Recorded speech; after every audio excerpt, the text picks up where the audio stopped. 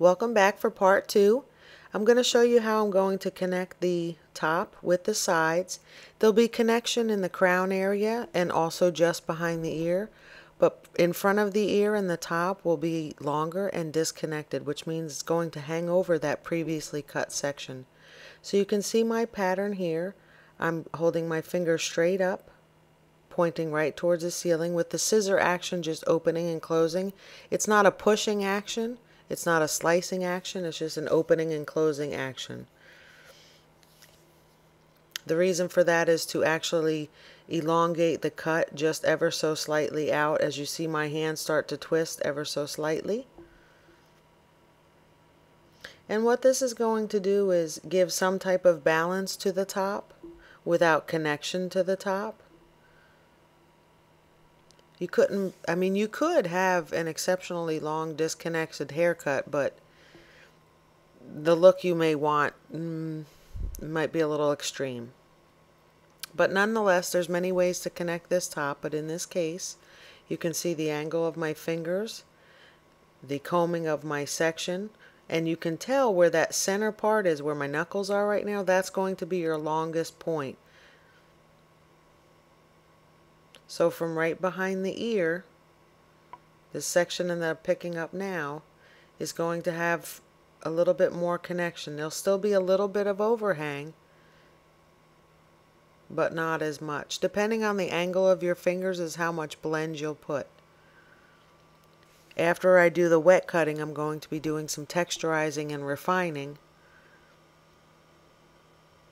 I'm going to do a little scissor over comb point cutting, and then some shattering and texturizing to the mid-lengths and ends. Sometimes you can spend twice as long texturizing and refining or detailing the haircut than you can actually laying the cut in. So never be intimidated by the fact that texturizing will take up more time for you. It's okay to texturize wet hair, there's nothing wrong with it, but sometimes you can get a better visual if the hair is dried off. After I finish completing this cut and cross-checking my top, I'm going to dry and flat iron the top and then come back to you to show you some of the refinement. Here I'm coming in. Because I ever so slightly directed the what we would call the bang portion or the front portion back just a little bit, there's going to be a little bit of an elongation, which is going to keep that top longer.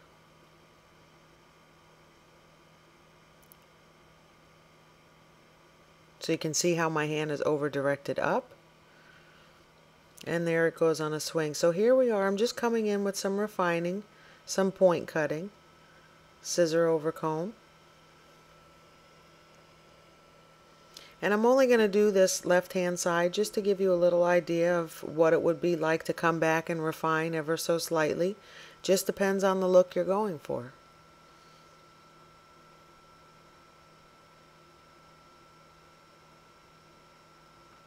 Again, detail work should be patient, and even though there's not a set pattern, you will follow some pattern. So here I'm showing you that corner where there's a little bit of too much disconnection, and I'm going to elevate the hair. There's a little bit of a guide from that previously cut section from part 1, and I'm doing just a little bit of blend just right in this corner here. You don't want to start blending your disconnection too far forward, because then you're just going to go ahead and make a short top. So whatever's from behind the ear into this crown area, you can see my elevation, and I'm just point cutting in to refine, but I'm being mindful not to travel forward anymore. Here I'm coming in with the scissors fully opened, and in that opening and closing manner, coming straight through and just taking points, and you can see that being demonstrated. There's many ways to texturize. This is not the only way. However, I'm not a large fan of regular thinning shears. I think they have their purpose, but I don't think they have their purpose in this particular haircut.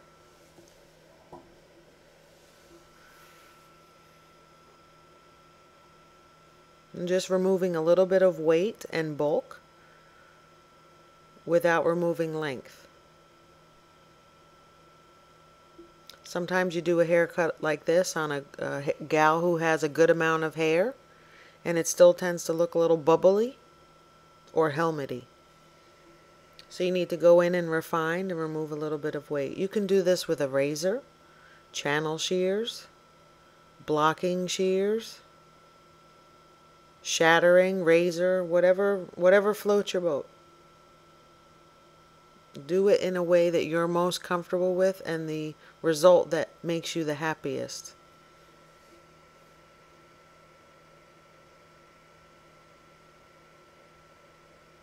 And this top is versatile. It'll look the same on one side as it does the other.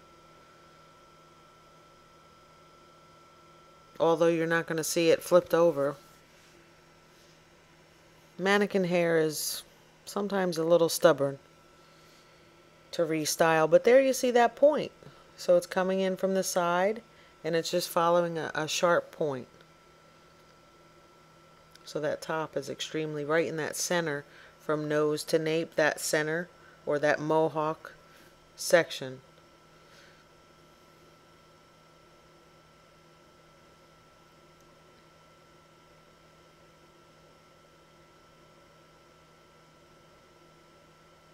So you can see here, as the more I texturize, the thinner looking the ends get without the actual length changing.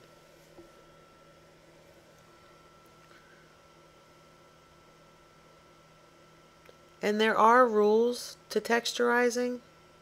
However, a lot of it's going to be visual. You want to stay away from 1 to 2 inches from the scalp area is probably just a good rule of thumb.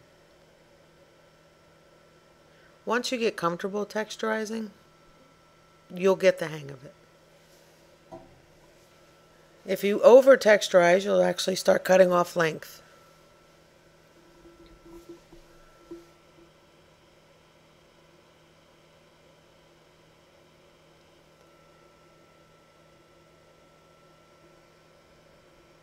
Looks pretty good. There you go. Flipped over to the other side. She's just a little stubborn, but you get the idea. And how cool would that look like with a purple panel or a blonde panel, peekaboo panel? And see right in there, it's still a little heavy to me. So I'm just going to shatter this off. Especially that crown area right there.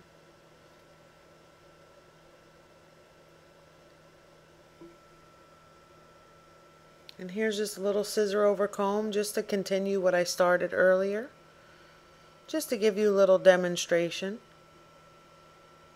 of a scissor over comb point cutting technique. So naturally I would complete the other side, but just for demonstration purposes. And see the balance and the fullness there without the heavy weighty feeling. With some products, some pomade, some wax.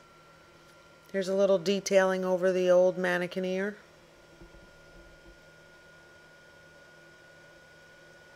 But this is a fun, versatile haircut for anyone of many ages. You just have to work it in such a way for your client. And don't be afraid of a disconnected top. Thanks for watching.